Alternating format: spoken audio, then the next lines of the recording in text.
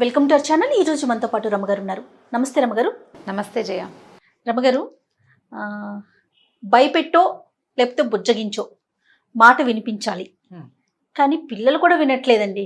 భయపెట్టినా వినట్లేదు, బుజ్జగించినా వినట్లేదు. అసలు మనం అలా చేయగలుగుతామా?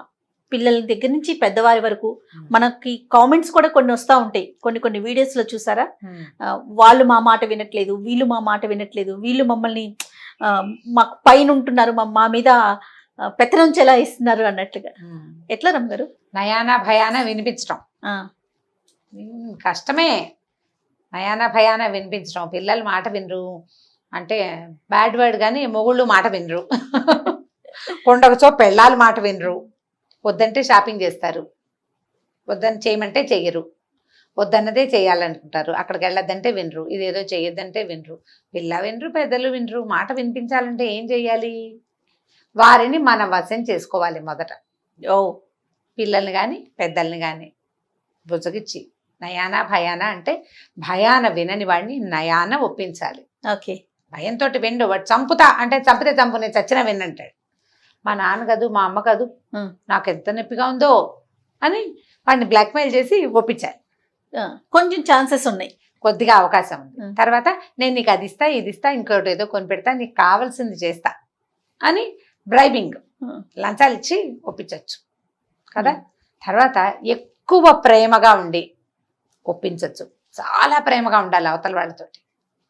వాడు నేను కాదంటే వీళ్ళు బాధపడతారేమో అని బెంగ రావాలి అవతల వాళ్ళకి. ప్రేమకి లొంగిపోవాలి. ఓకే, ఇంతే పద్ధతి. బాగుంది. దీనికి వినకపోతే దానికి వింటారు. ఓకే, వినాల్సిందే. ఇవాళ వినకపోతే రేపు వింటారు. వినాల్సిందే, వినక తప్పదు. వీళ్ళు వెబ్బే మీరేం చెప్పినా మా ఆయన అంతేనండి అంటే ఆయనల సంగతుల మీద ఒక చిన్న కథ ఉంది, సరదా కథ చెప్తాను. ఆయనకి సంబంధించింది, ఆయనకు సంబంధించింది.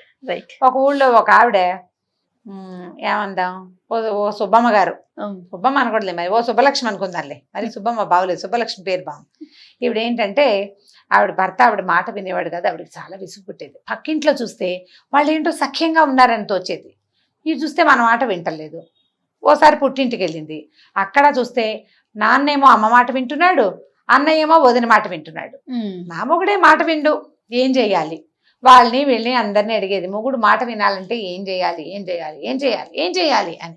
ఇదే ప్రశ్న, ఏం చేయాలండి అని అడుగుతూ ఉంటారు. మంది కూడా అడుగుతారు చూడు చాలా మంది. అడగ్గా సరే ఏమైంది, ఆవిడ ఉన్న ఊరికి ఒక యోగీశ్వరుడు వచ్చాడు. ఓకే. అయితే ఊళ్ళో వాళ్ళంతా ఆయన దగ్గరికి మంచి మాటలు వినడానికి వెళ్తున్నారు. ఆయన దగ్గర ప్రతి ప్రశ్నకి సమాధానం ఉంటుందని చెప్పుకోవచ్చు వచ్చారు. మొదట ఏం చెప్పుకోరు. కొంతమంది వెళ్ళొచ్చాక వాళ్ళు చిలవల పలవలు కాస్తుంది, అదిగో పూలంటే ఇదిగో తోకంటారు. సరే ఈవిడ ఏం చేసింది, ఈ సుబ్బలక్ష్మి కూడా అక్కడికి వెళ్ళింది యోగీశ్వరుడి దగ్గరికి. అమ్మ ఏం కావాలంటే ఆవిడ కొద్దిగా మొహమాట పడి, అయ్యా ఏకాంతంలో ప్రశ్న అడుగుతానండి అని. ఏమిటో ఈవిడ ఏకాంత ప్రశ్న అని అందరినీ శిష్యుల్ని పంపించేశాడు. ఏమిటమ్మా అన్నాడు. అయ్యగారు మా ఆయన నా మాట వినడండి, ఎంత చెప్పినా, ఎంత అరిచిపోట్లాడినా, ఎంత కేకలేసినా మాట వినటం లేదండి, మంచి మాట అస్సలు వినడు, ఎలాగండి మా ఆయన్ని ఒప్పించడం అని బాగా ఆలోచించాడు ఆయన. అమ్మ ఓ పని చెయ్యి, మన సమీపంలో ఒక అడవి ఉంది కదా, అక్కడ పులులు తిరుగుతున్నాయి. నువ్వు ఒక పులి గుహ దగ్గరికి వెళ్ళి, పులికి మీసాలు ఉంటాయి, ఒక్క మీసం పట్టుకురా. ఆ పులి మీసం కనుక నీ దగ్గర ఉందో మీ ఆయన నీ మాట వింటాడు. ఓకే. పులి మీసాలు కావాలి. భర్తలు మాట వినాలంటే ఏం చేయాలి? పులి మీసం కావాలి. ఇప్పుడు మేమంతా ఫారెస్ట్లకు పరిగెత్తండి మీరందరూ. ఓకే, అయిందా? సరే పులి మీసం తేవాలంటే ఇవిడికి భయం వేసి, పులే దాని దగ్గరికి ఎలా వెళ్తాం? సరే ట్రై చేద్దాం అనుకుంది. ఏం చేసింది, ఇంటికి వచ్చి బాగా 4-5 రోజులు ఆలోచించుకుని మొగుడికి ఏం చెప్పిందంటే, నేను కాస్త పక్క ఊరు మా అమ్మ వాళ్ళ ఇంటికి వెళ్ళొస్తానని పప్పలు చేసుకుని చక్కగా అరిసెలు, చెక్కలాలు, చెగోడీలు తీసుకుని తలా ఒక టిఫిన్ ఇచ్చిన. అంత టిఫిన్లలో లేవుగా అప్పట్లో, మూటలు కట్టుకునేది. ఓ మూటలన్నీ కట్టుకుని తను కూడా తిండికి ఏర్పాటు చేసుకుని అడవిలోకి వెళ్ళింది. వెళ్తే ఒక పులి గుహ దగ్గరికి వెళ్ళింది. పులి ఎక్కడో వేటాడి వచ్చింది, మెల్లిగా అలసటగా పడుకుంది. ఏదో శబ్దం అయ్యేసరికి గాండ్రు మంది, వీడు పిక్క చచ్చిపోయింది, అయ్యా బాబోయ్ పులి అరుస్తోందని అనేసరికి సరే ఏం చేసింది, మెల్లిగా ఒక్కో అడుగు వేసుకుంటే లోపలికి వెళ్ళింది. పులికి బద్ధకంగా అంది, అట్లా కూర్చొని చూస్తుంది. ఈవిడేం చేసింది, మూట ఓపెన్ చేసింది. అరిసెలు గుమాయించినాయి వాసన. బయట అయితే పెద్దగా వాసన రాదు, అడవిలో గుహలోకి వెళ్ళేసరికల్లా గాలి అటు ఇటు బారదు కదా, వాసన వస్తుంది. పులికి మూతి నాక్కుంది. అది అమ్మో ఏదో తీయటి వాసన వస్తుంది, ఏమిటో ఆ వాసన చూద్దాం అనుకుని లేచిది వచ్చింది. దగ్గరకు వచ్చేసరికి ఇది ఏం చేసింది, మెల్లిగా ఓ అరిసె దాని ముందు పెట్టింది. పులి ఆ అరిసెను తినది, చూస్తోంది ఏమిటో కొత్త వస్తువు చాలా బాగుంది. తర్వాత ఏం చేసింది, ఓ చెక్కిలము, ఓ చేగోడి, ఓ బూందీ లడ్డు పెట్టింది. అన్నీ భోజనం చేసేసింది. పులి కూర్చుంది పక్కనే వచ్చి. తీయటి పదార్థాలు పెడుతుంటే ఫ్రెండ్షిప్ కుదరదు, బాగా కుదురుతుంది.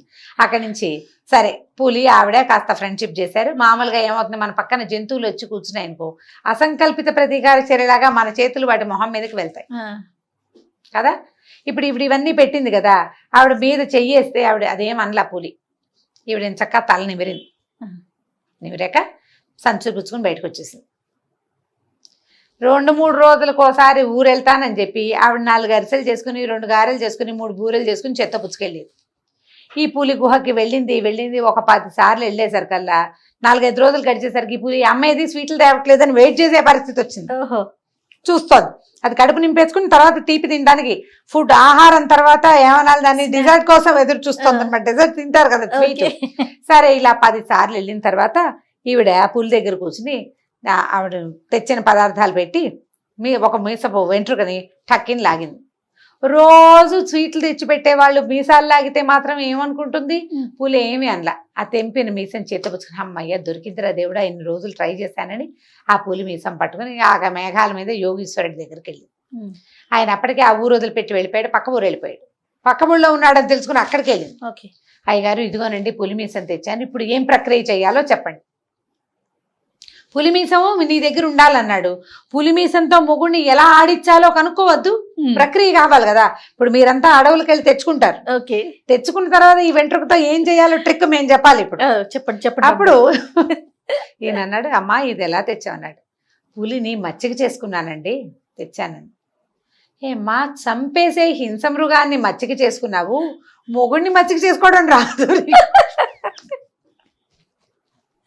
మొగుడిని మచ్చిక చేసుకోవడం రాదు నీకు, నువ్వేం చేసావు, దానికి ఏం కావాలో అది ఇచ్చావు. దానికి తెలియని ఒక కొత్త దాన్ని, దానికి కావాల్సిన దాన్ని దానికి అలవాటు చేసావు, తెలియని ఒక కొత్త దాన్ని, అది దానికి కావాలనిపించేలాగా చేసావు. చెప్పింది కదా చేసిన ప్రక్రియ అంతా. కావాలనిపించాక నువ్వు ఏం చేస్తే దానికి ఒప్పుకుంటుంది.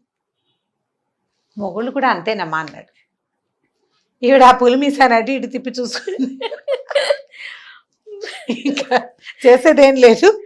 సరే ఇంటికి వచ్చేసింది. ఆ తర్వాత మా ఆయన నా మాట వినడు అని ఆవిడ ఎప్పుడు అనలా. పులులు వాటి పని అవి చేసుకుంటాయి, దాని వేట అది ఆడుకుంటుంది, దాని పనిలో దాని ఇష్టం. అది నీ దగ్గర ఉన్నప్పుడు నీ మాట వినాలి. నువ్వు బయట ఏం చేస్తావో కూడా నా మాటే వినాలని ఆడవాళ్ళు అడగకూడదు. దాని వేటాడనివ్వాలి, దాని పద్ధతి ప్రకారం దాన్ని జీవించనివ్వాలి.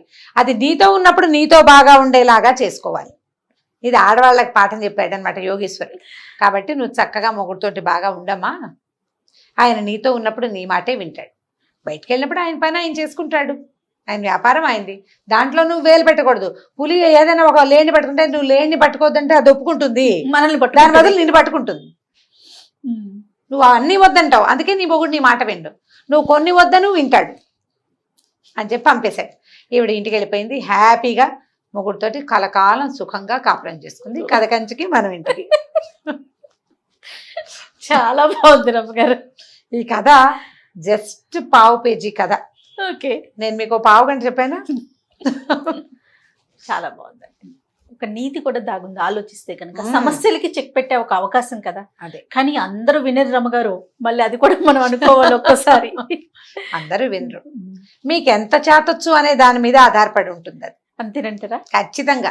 చూద్దాం మన కామెంట్స్ రూపంలో మన వాళ్ళంతా ఏం చెప్తారు. చేత కావట్లేదు అని అర్థం, అంతకంటే అసలు రెండోది లేదు. ఎందుకంటే ఆడ మగాని భగవంతుడు సృష్టించాడు ఒకళ్ళ కోసం ఒకళ్ళు అని, అంతే. ఓకే రమ్మ గారు, నమస్తే. నమస్తే జయ. ఈ వీడియో కనుక మీకు నచ్చినట్లయితే లైక్ చేయండి, షేర్ చేయండి. మరిన్ని వీడియోస్ కోసం మా ఛానల్ని సబ్స్క్రైబ్ చేసుకోండి.